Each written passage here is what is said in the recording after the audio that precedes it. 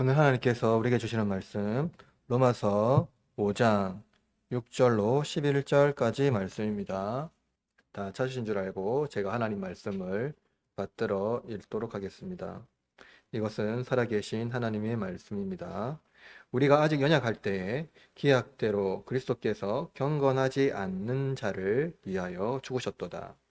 의인을 위하여 죽은 자가 쉽지 않고 선인을 위하여 용감히 죽는 자가 혹 있거니와 우리가 아직 죄인 되었을 때에 그리스도께서 우리를 위하여 죽으심으로 하나님께서 우리에 대한 자기의 사랑을 확증하셨느니라.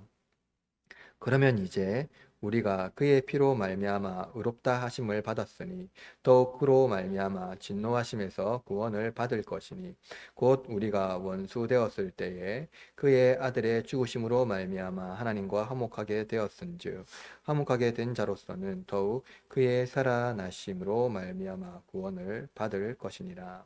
그뿐 아니라 이제 우리로 화목하게 하신 우리 주 예수 그리스도로 말미암아 하나님 안에서 또한 즐거워하느니라. 오늘은 로마서 강의 13번째 시간으로 칭의를 넘어 화평케 하신 하나님의 복음이라는 주제로 하나님 말씀을 선포하도록 하겠습니다. 여러분은 하나님께서 의롭다 하셨기 때문에 하나님의 진노를 받지 않는다고 혹시 생각하십니까? 아니면 의롭다 하셨기 때문에 완벽한 삶을 살아가시는 분 있으신가요? 흠이 없는 삶 살아가시고 있습니까?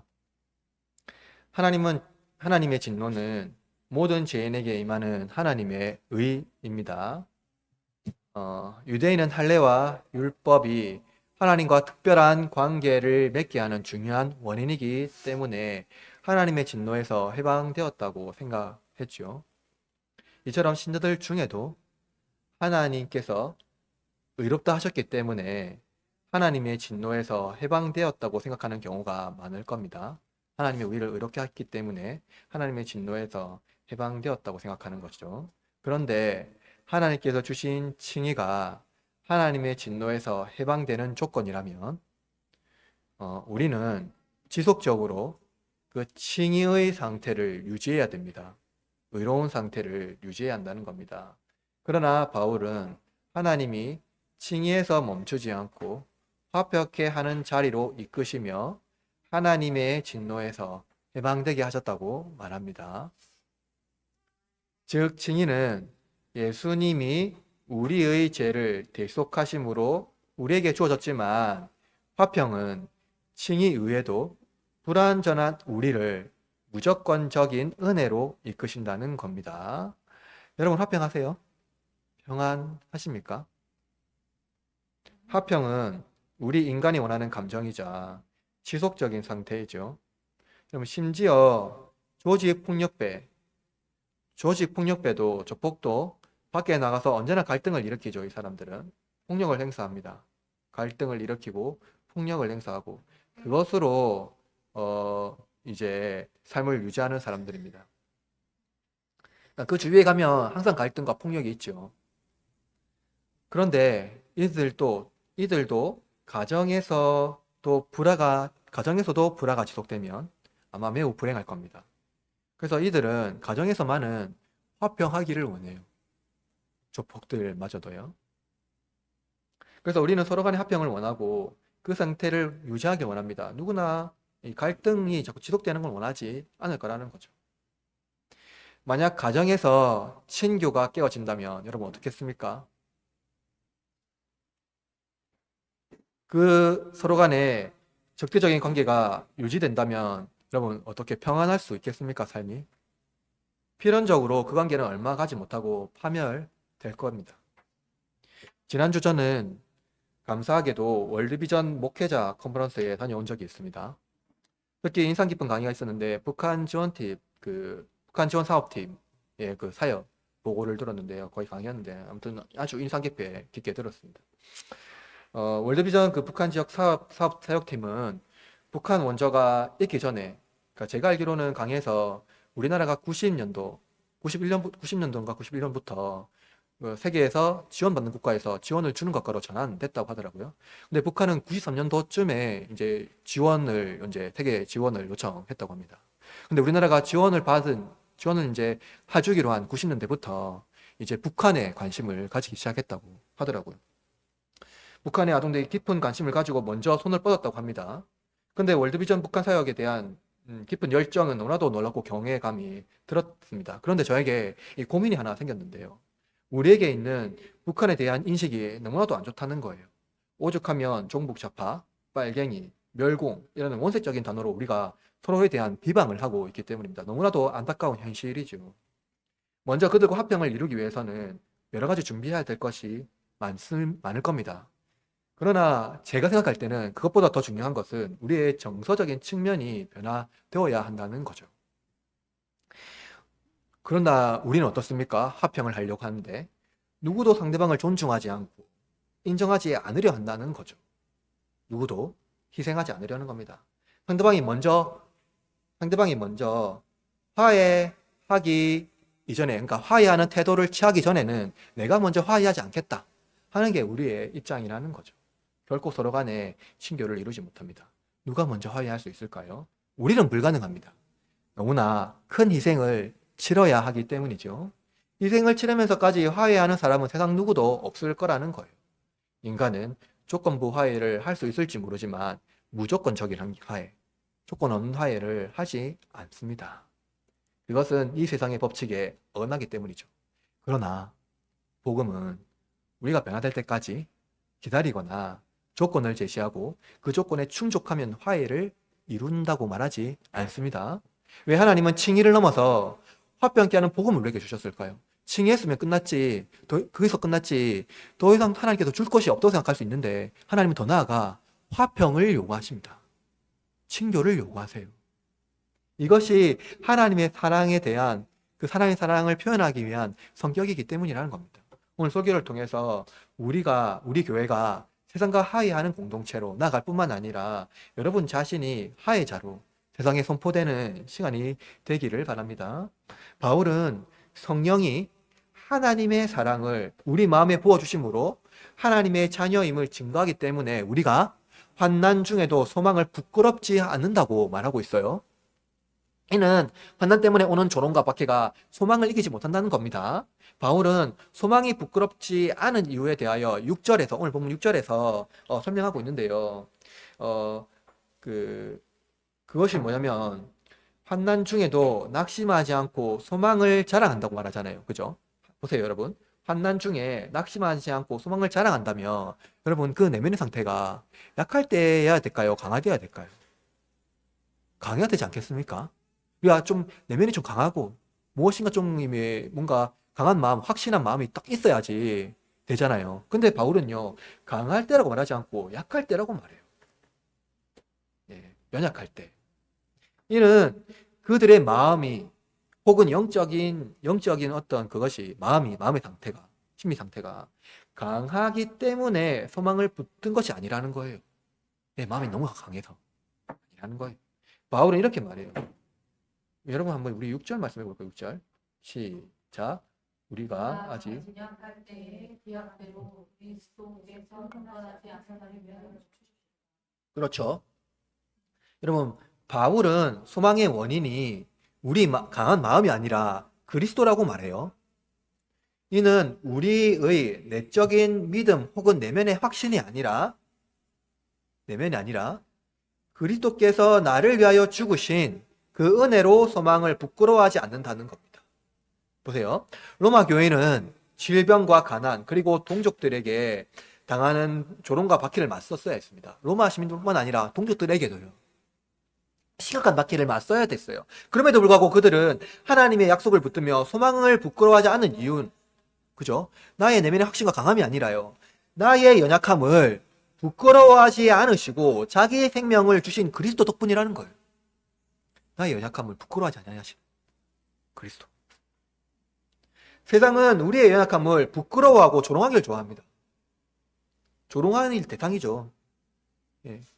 심지어 우리의 믿음이요, 우리의 마음이 연약하기 때문에 믿는다고 말해요. 너에 대한 확신이 없냐? 근데 예수님은요, 우리의 연약함을요, 부끄러워하지 않는다는 거.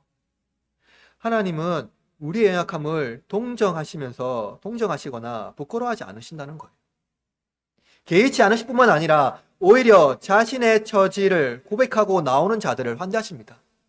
나의 연약함을 고백하고 난 자들을요. 자신을 연약함을 하나님 앞에 고백하는 자들을요. 환대하시고 붙드신다는 거죠. 바로 우리가 연약할 때 하나님은 우리를 위하여 자기 아들을 내어 주셨다는 거죠. 여러분, 이 연약하다는 의미가 무엇일까요?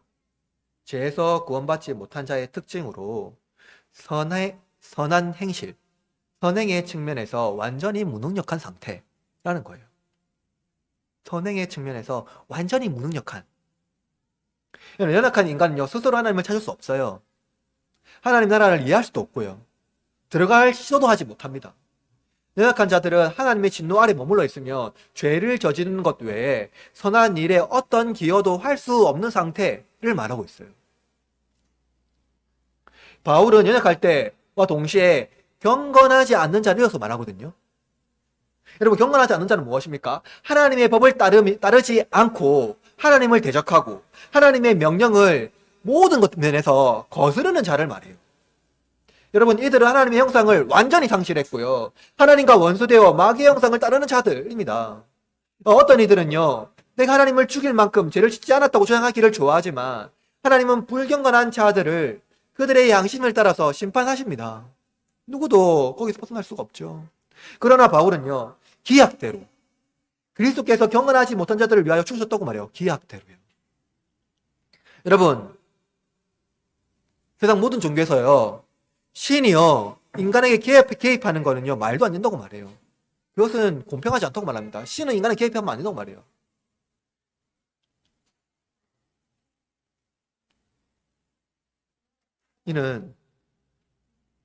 그러나 여러분, 하나님께서 인류에 개입하실 때 가장 안성맞춤인 시기, 바로 그때에 성육신 하셨다는 겁니다.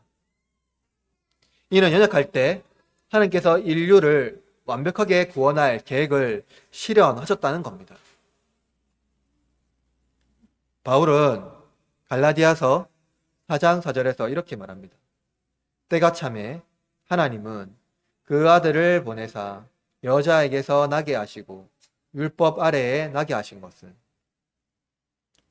이처럼 하나님은 선지자들에게 예언하신 알맞은 시기에 인류에 개입하셔서 완전한 구원을 이루시기를 작정하셨습니다. 어김없이 그때는 우리가 연약할 때, 무능력할 때입니다.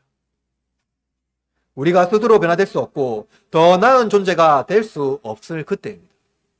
하나님께서 우리가 조금 더 좋은 조건을 갖출 때 우리를 구원하겠다고 하신 것이 아닙니다. 하나님은 우리가 도무지 아무것도 할 수 없을 무능력한 존재일 때, 무가치한 존재일 때 하나님은 이 땅에 오셨고요, 약속을 이루셨습니다. 우리가 마땅히 조건을 갖추거나 혹은 조건에 응답할 상태가 될 때까지 하나님은 기다리지 않았다는 겁니다. 이것이 여러분 하나님의 성격입니다. 사랑의 성격입니다. 여러분 생각해 보십시오. 선한 일은 누구나 할 수는 없지만 누군가 해야 한다면 그러니까 수혜를 받은 자들의 조건을 생각하지 않을 수 없습니다. 무엇인가 받은 자들의 조건이요. 우리는 누군가에게 도움을 줄 때에도 그것이 헛되이 사용되지 않을까 염려합니다. 우리가 북한을 돕는다고 하더라도 그것이 헛되이 사용되지 않을까 심각한 우려를 우리는 가지고 있습니다. 그것이 우리의 한계라는 거예요. 북한뿐이겠습니까? 그러니까 선한 일을 하더라도 그것이 헛되이 사용되지 않을까 염려하죠. 우리는 조건 없이 협상하지 않고 조건 없이 누군가를 돕지 못합니다. 우리의 최선은 그 조건을 맞출 때까지 기다리는 겁니다. 그것이 우리의 최선입니다. 그러나 하나님은 우리가 조건이 맞을 때까지 하나님의 은혜를 받아 누릴 자격이 될 때까지, 그게 아니더라도 적어도 우리가 하나님의 은혜를 헛되이 사용하지 않을 상태가 되도록 하나님이 기다리지 않았다는 겁니다. 하나님은 우리가 전적 부패하고 전적으로 무능력하고 하나님을 찾지도 알지도 그 은혜를 감사하지도 않을 때 그리스도는 경건하지 않은 자를 위하여 죽으셨다는 겁니다. 하나님은 조건 없이 연약한 자를 사랑하십니다. 우리에게 사랑을 주시고 은혜 베풀지만 그것을 감시하지는 않으십니다. 여러분, 우리가 은혜를 감사하는지 그것을 어떻게 사용하는지 하나님이 알려고 하지 않는다는 겁니다. 경험해 본 적 있습니까? 이러한 사랑을요? 우리는 여러 가지에 감시하잖아요. 그게 올바로 사용되지 않았는가 하고 의심하지 않습니까? 저와 여러분이요, 바로 조건 없이 그냥 감시하지 않는 그 사랑을 받았다는 거예요. 바울은요, 이 은혜를 설명하기 위하여서요, 의인과 선인이라는 은유로 하나님의 사랑이 뭔지 선포합니다. 여러분 7절 보십시오. 한번 읽어볼까요? 7절 시작. 의인을 위하여 죽은 자가 쉽지 않고 선인을 위하여 영감이 죽는 자가 꼭꼭 멀어요. 바울은 먼저 하나님은 그의 아들을 미워하는 자들을 위하여 보내시고 죽게 하셨다라고 말한 바가 있어요. 그의 아들을 미워하는 자들을 위하여 보내시고 죽게 하셨지만, 그죠? 그런데 여러분, 인간은 어떻습니까? 인간은 가장 가까운 사람을 위하여 죽는 것이 최고의 사랑이라는 측면에서 하나님의 사랑을 바울이요, 부각하고 있는 거예요. 비할 수 없는 사랑을 말하고 있는 겁니다. 그런데 바울은 왜 선인과 의인을 구분하여 말하고 있을까요? 여러분, 한글 성경 번역에는요, 표기가 없지만 헬라어 원문에는요, 선인에게만 전관사가 있습니다. 그 선인이라고 말하고 있어요. 그러므로 바울이 의도한 의인은요, 공적으로 덕을 쌓고 도덕적 탁월함을 인정받은 사람이라고 한다면, 그죠? 선인은 특별히 은혜를 베푼 사람을 의미한다고 할 수가 있어요. 도덕적으로 올바른 사람을 위하여 목숨을 바치는 것은 드뭅니다. 나하고 직접 관계가 없고 그냥 공적으로 도덕적인 열심을 하는 사람이기 때문에. 그런데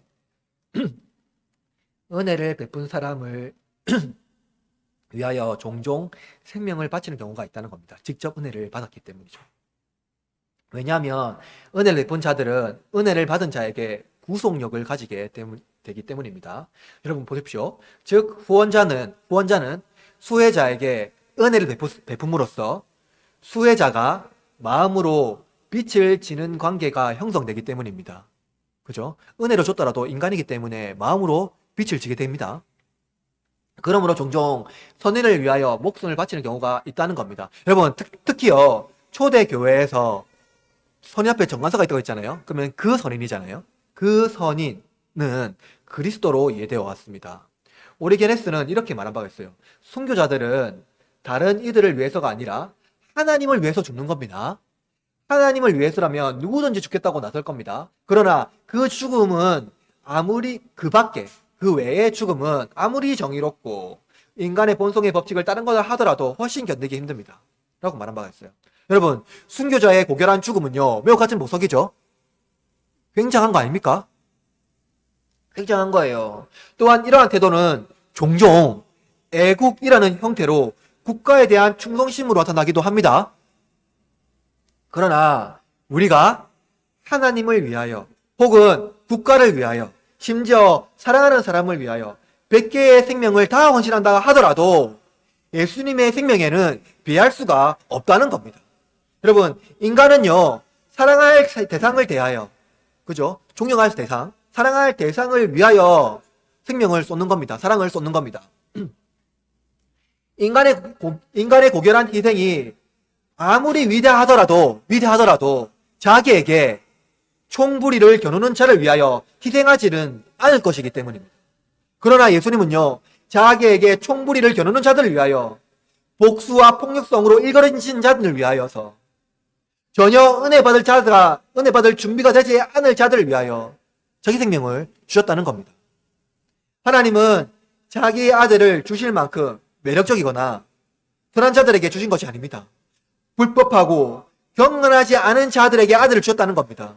생명을 주더라도 도무지 감사할 줄 모르는 자들에게 아들을 주셨다는 그 하나님의 사랑을 무엇으로 설명할 수가 있겠습니까? 하나님은 경건하지 못하여 은혜를 헛되이 사용하는 저와 여러분을 위하여 자기 아들을 기꺼이 주셨습니다. 바울은 우리가 의인도 아니고 선인도 아니라 죄인이 되었을 때 그리스도께서 우리를 위하여 죽으셨다고 선포합니다. 이것이 하나님의 사랑을 확증하는 하나님의 방법이기 때문입니다. 이 점에서 하나님의 사랑은 인간의 사랑과 대조됩니다. 바울은 선인을 위하여 죽은 자가 혹시 있더라도 하나님이 우리를 위하여 자기의 사랑을 확증하셨다고 말합니다. 즉 그리스도의 죽음이 인류에 대한 하나님의 사랑을 증거한다는 겁니다.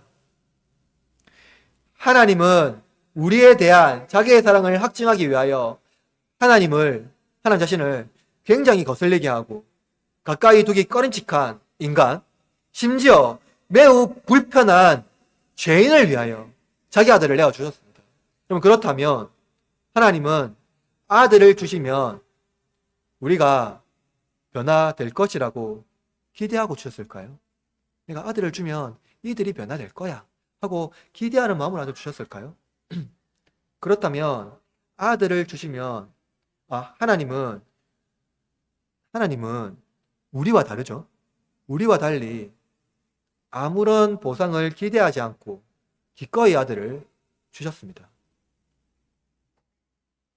하나님은 우리가 변화되어 하나님의 사랑을 충분히 받을 자격, 조건을 얻고 나서 예수님이 죽으신 것이 아니라 아무리 쏟아부어도 아무리 사랑을 해도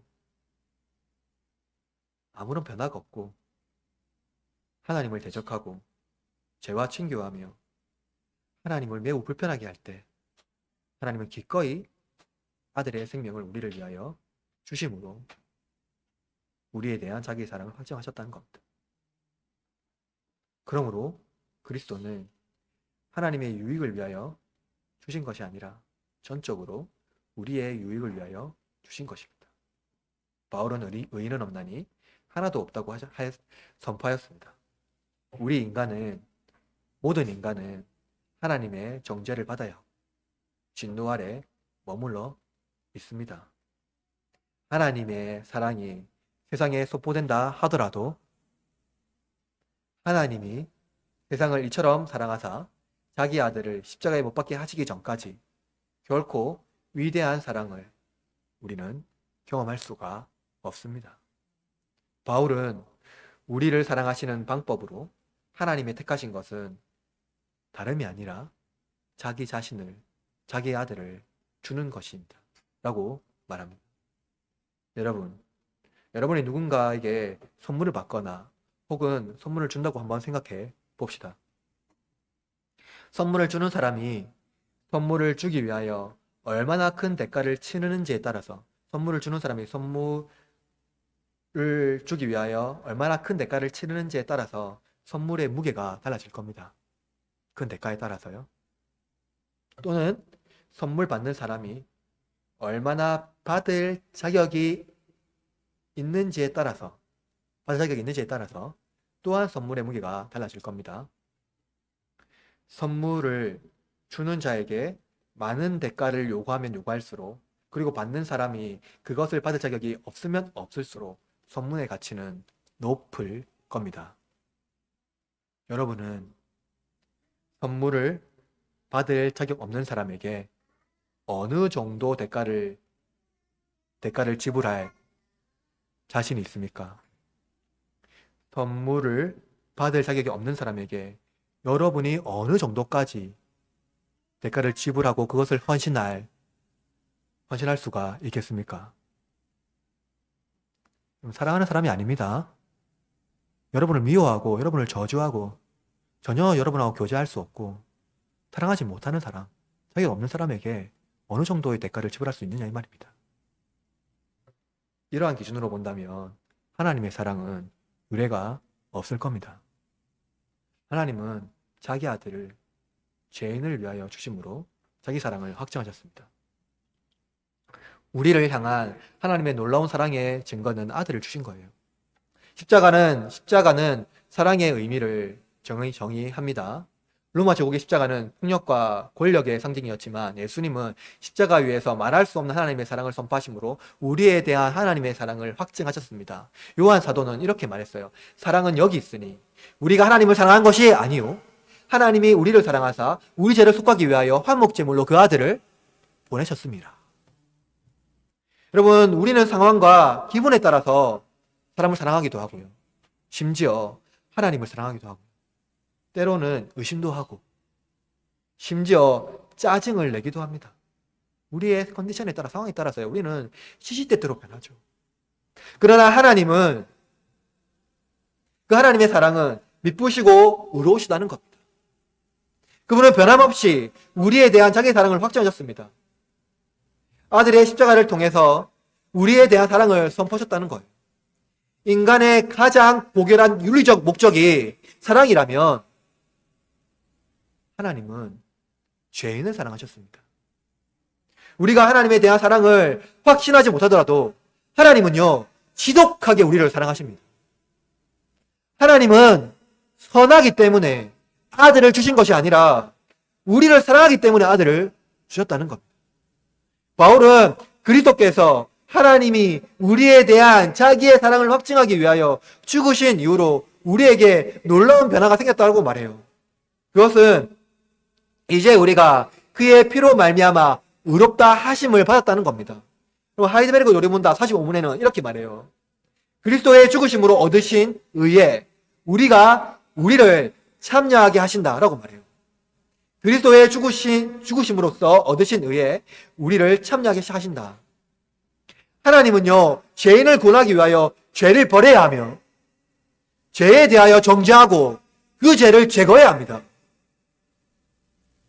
이는 신학적으로 말하면 구원의 여정이라고 말하는데 칭의가 하나님의 양자됨에 앞서 있는 이유는 먼저 죄를 제거하지 않으면 하나님의 자녀로 인정되지 않는다는 겁니다.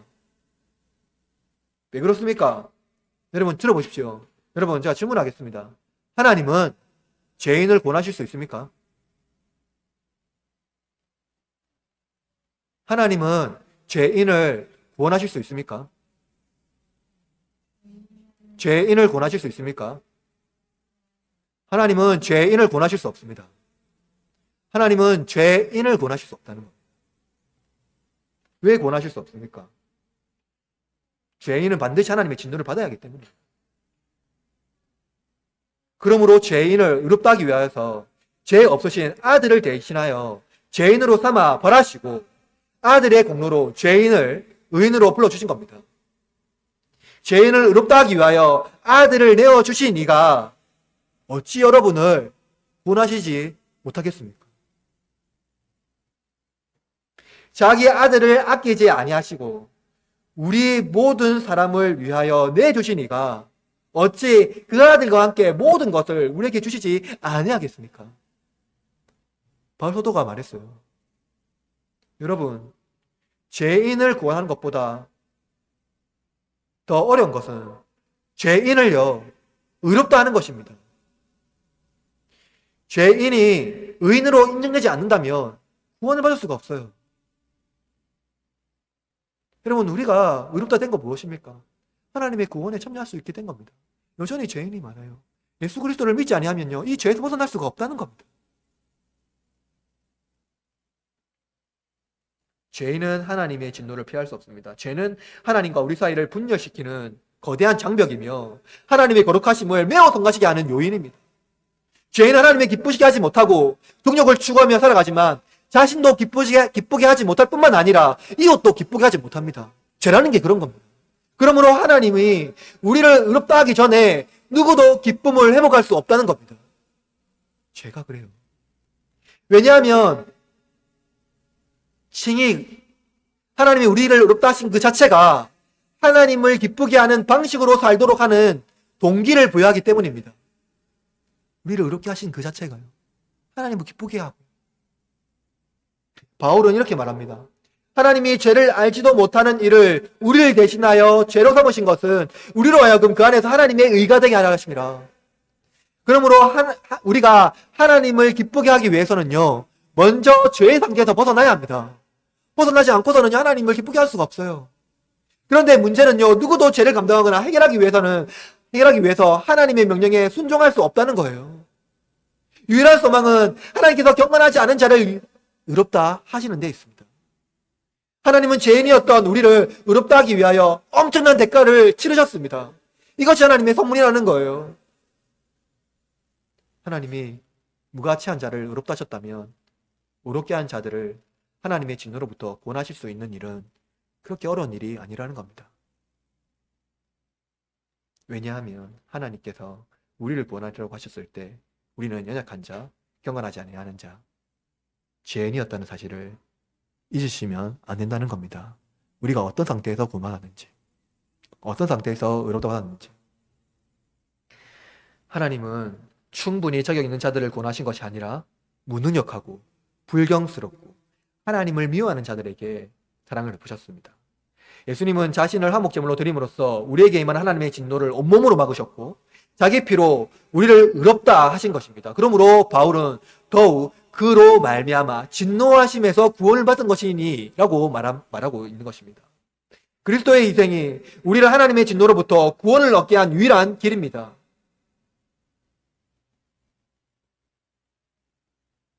구원은 예수님 안에서 최종적으로 실현되었다는 것을 여러분 잘 알고 있을 겁니다. 최종적으로요. 우리는 이 땅에서 칭의를 얻음으로 하나님의 사랑을 확정되었고 따라서 구원을 확신하지만 구원은 최종적인 종말에 실현될 겁니다. 우리는 하나님의 은혜로 의롭다 하심을 얻었지만 우리가 완전한 존재가 되지 못한다는 것입니다. 여전히 불완전하죠. 여전히 죄와 함께 있고요. 그래서 우리는 이 땅에 살면서 죄와 씨름하며 그리스도를 붙들고 불의한 세상에서 투쟁하며 살아가야 합니다. 이미 이루신 하나님 나라에서 완전히 성취된 하나님 나라로 순례자의 여정을 살아가야 한다는 것. 그러나 하나님께서 우리를 그러한 여정 가운데 홀로 내버려 두지 않는다는 겁니다. 성령님께서는 하나님의 사랑을 우리 마음에 넘치도록 부으사 우리로 하여금 환난 중에 능히 도우시며 끝까지 달려갈 힘을 주십니다. 그리고 마침내 하나님의 영광을 온전히 누리게 한다는 거예요. 그러므로 여러분 표대를 향하여 달려가시기를 바랍니다. 바울은 9절을 10절에서 또 이제 10절 말씀하면서 9절의 말씀을 부연하는 것 같이 보입니다만은 다른 측면에서 이 차이점을 두드러지게 말하는데요. 가장 두드러지는 핵심은 9절에서 의롭다 하심이 10절에서는 화목하게 됨으로 바뀌었다는 겁니다. 제가 여러분에게 여러 번 말씀드렸는데요. 칭의는 법정 용어라고 했죠. 그런데 여러분 화목은 어떤 용어일까요? 화목은 대인관계에서 비롯된 용어라는 점에서 이 칭의랑 화목은 분명한 차이가 있습니다. 여러분 화목이라는 용어는요 타 종교에 있을까요 없을까요? 거의 사용되지 않습니다. 더 이상 사용되지 않습니다. 왜냐면은요 이 평화하고 다른 거예요. 화목은 평화하고 다른 겁니다. 이 샬롬이에요. 교제, 친교를 누린다는 겁니다. 타 종교에는요 신과 인간 사이를 대인관계에서 이해하지 않죠. 신과 인간이 인간과 인간가 누리는 그런 대인관계, 그러니까 신이 인간 세계에 개입한다고 생각하지 않습니다. 대인관계를 누리지 않습니다.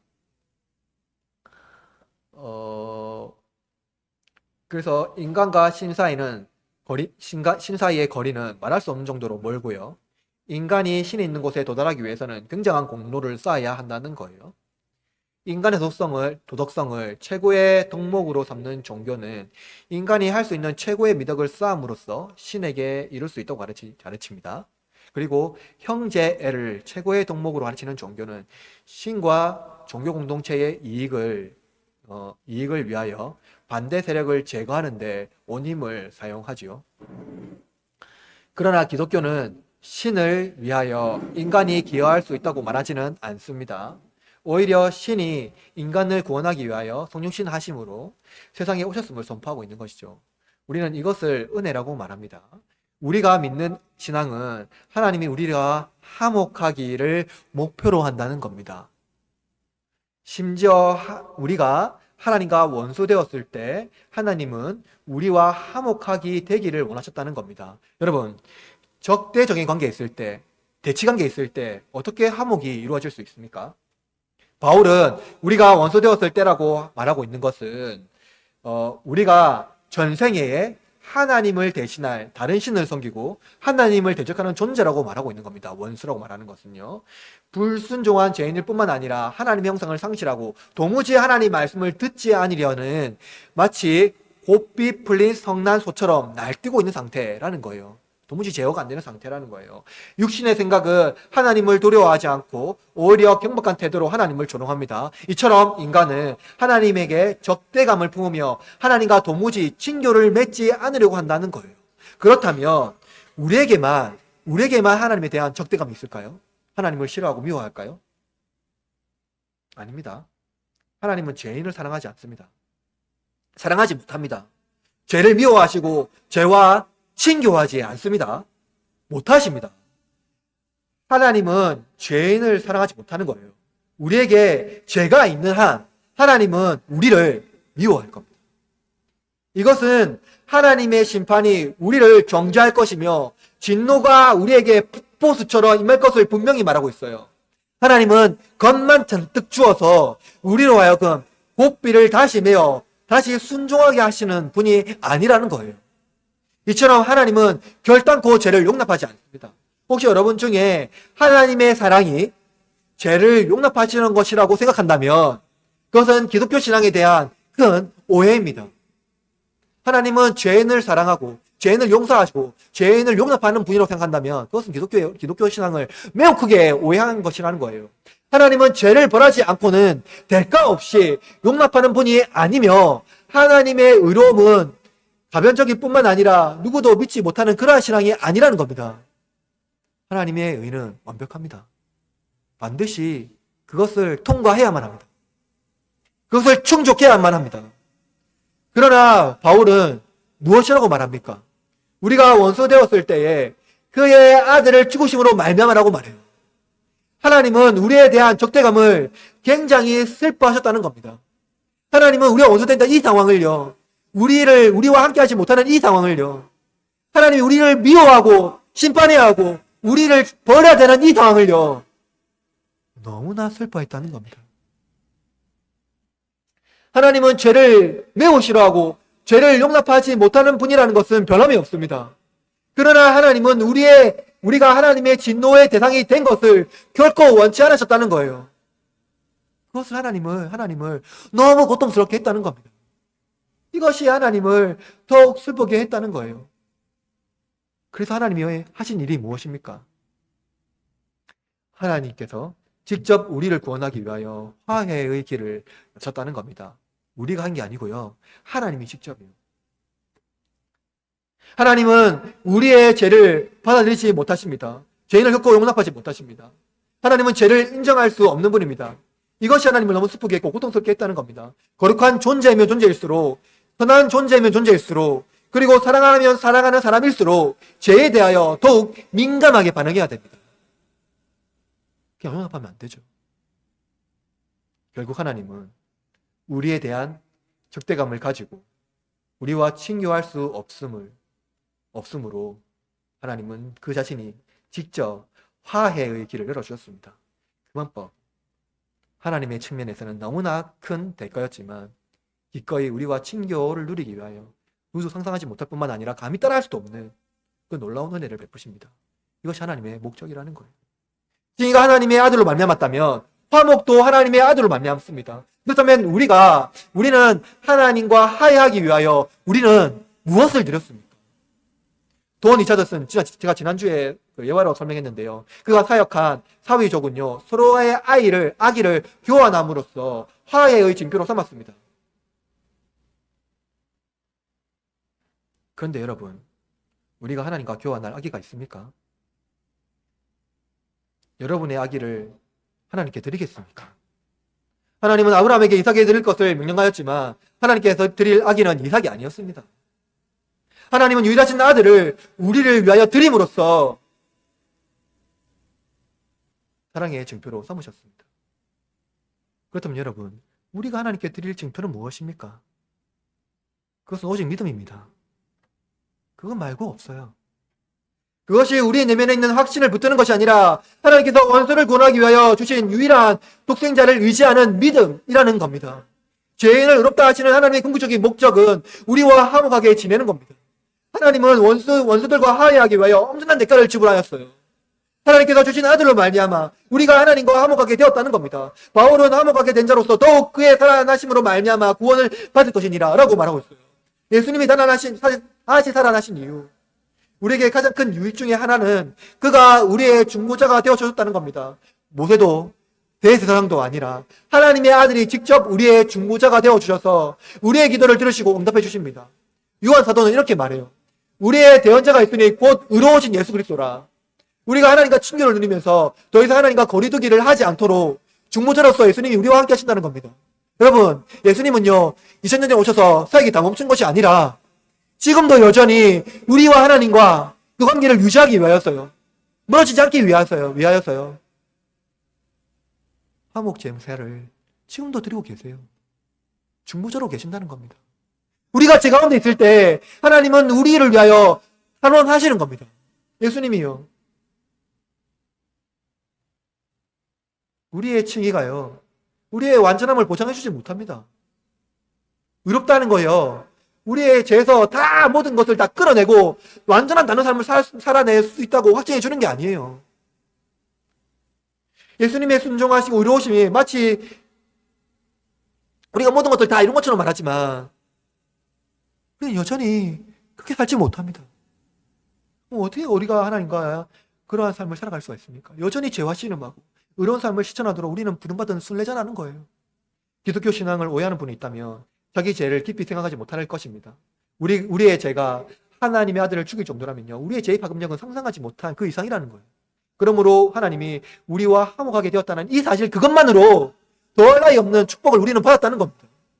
인간 사이의 화목 언제나 깨어질 수가 있죠. 평화협정은 영원하지 않습니다. 누군가 협약을 깨거나 혹은 여러 가지 환경 조건에 의해서 화목은 쉽게 깨어집니다. 이러한 화목을 자랑하거나 즐거워할 수 없죠. 우리가 주위의 사람들과 맺은 관계도 이와 같습니다. 내가 최선을 다하지 않으면 그들도 나에게 최선을 다하지 않습니다.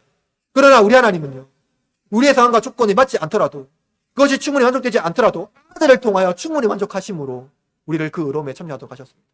심지어 우리가 하나님께 최선을 다하지 않더라도 하나님은 지금도 우리를 위하여 최선을 다하시고 우리를 그 구원 안에 머물러 있게 하신다는 겁니다. 그러므로 하나님은 우리를 위하여 최선을 다할 뿐만 아니라 우리를 영원히 사랑하신다는 겁니다. 그러면 여러분, 우리 바울의 선포를 꼭 기억하시길 바랍니다. 우리 11절 말씀도 같이 읽어볼까요? 11절 시작. 그뿐만 아니라 이제 우리로 화목하게 하시는 그리스도로 말미암아 하나님 안에서 또한 즐거워하느니라. 하나님은 우리를 의롭다 하실 뿐만 아니라 결단코 화평을 깨지 않습니다. 지금도 영원토록 우리 주 예수 그리스도가 오실 때까지 여러분과 끊임없이 그 친교의 끈을 어떤 순간에도 놓지 않는다는 겁니다. 사랑 베푸실 뿐만 아니라 기도하시고 도우신다는 사실을 여러분 잊지 마시기를 바랍니다. 크리소스톰은 이렇게 말합니다. 하나님이 환난에 빠진 우리를 독생자의 피로 말미암아 구원하셨다는 사실은 우리를 위한 영원한 면류관을 끊임없이 만들어 가는 것입니다. 말씀 마무리합니다. 여러분, 하나님은 지금도 우리와 화평하기 위하여서 쉬지 않고 최선을 다하십니다. 우리가 무엇을 들여서 최선을 다하는 것이 아니라 그저 우리에 대한 조건 없는 것들을 쏟아 부으면서 우리에 대한 사랑을 지금도 유지하고 계신다는 거예요. 우리가 그 사랑을 받은 자입니다. 우리가 그 은혜를 받은 자입니다. 그러므로 여러분, 그 사랑을 받은 자로서 우리는 이 세상의 화해자로 나아가야 됩니다. 우리의 정서가 여전히 받아들이지 못하고 여전히 화해자로 나가지 못하지만 우리는 우리 안에 열심히 일하시는 성령의 도움으로 말미암아 우리의 정서를 변혁하고 화해자로서 조건 없는 사랑을 끊임없이 변혁시키는 그러한 사랑으로 일구어 가야 합니다. 사랑하는 흐르는 장로교회 여러분, 그러므로 저와 여러분 영원한 친교로 베풀기 위하여 은혜를 베푸신 그 삼위 하나님의 은혜를 누리며 나갑시다. 한 주간 여러분께 주신 그 사랑의 폭포수 같은 그 사랑을 조금이라도 흘려보내고 또 내 안에 있는 여전히 억류되어 있는 그러한 조건을 원하는 그 사랑을 조건 없는 사랑으로 조금씩 조금씩 바꾸어 변화시켜서 이 세상 가운데 화해자로 선포되는 저와 여러분이 되기를 주님의 이름으로 축원합니다.